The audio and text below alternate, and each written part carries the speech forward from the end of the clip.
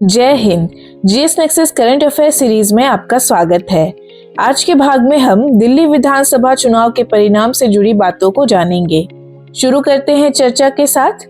भारत के चुनाव आयोग के अनुसार भारतीय जनता पार्टी ने 8वें राज्य विधानसभा चुनाव में कुल 48 सीटें जीती हैं, जबकि आम आदमी पार्टी ने 22 सीटें जीती हैं। सरकार बनाने का दावा करने वाली भाजपा 26 साल बाद सत्ता में आएगी।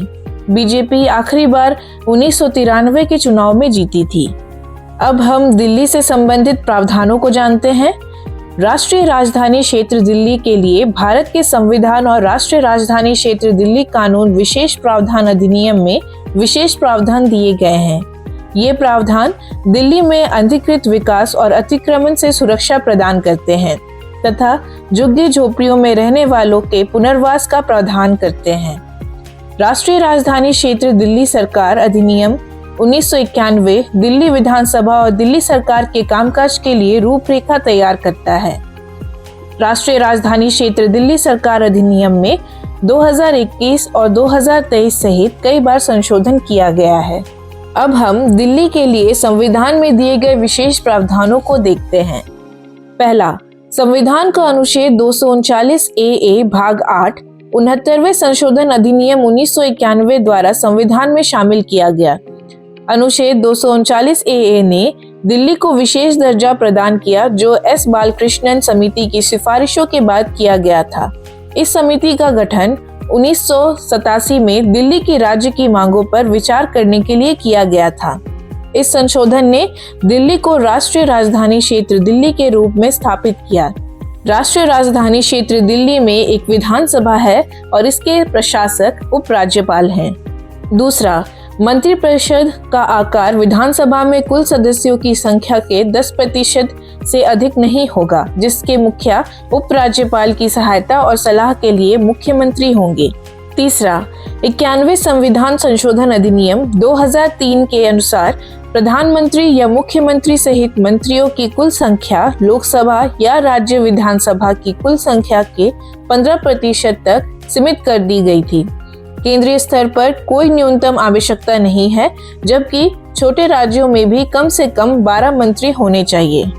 चौथा, दिल्ली और जम्मू और कश्मीर के एनसीटी के केंद्र शासित प्रदेशों के लिए अधिकतम सीमा इसकी विधानसभा की कुल संख्या का 10% है।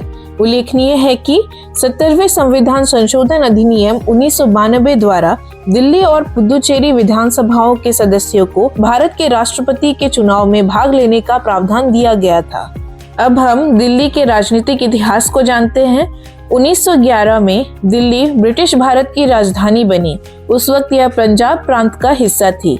26 जनवरी 1950 को जब संविधान लागू किया गया तो दिल्ली का केंद्र शासित पार्ट सी राज्य के रूप में वर्गीकृत किया गया था। यह उन 7 राज्यों में से एक था जिनकी विधानसभा थी, हालांकि विधानसभा की शक्तियां सीमित थी।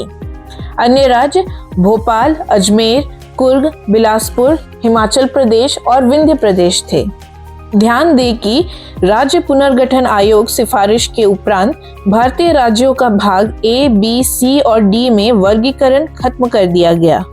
फजल अली आयोग ने भी स्थानीय शासन को दिल्ली के लोगों को सौंपने की सिफारिश की थी।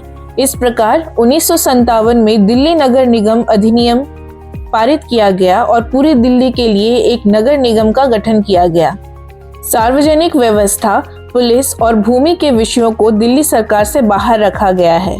केंद्र सरकार उन पर नियंत्रण करती है।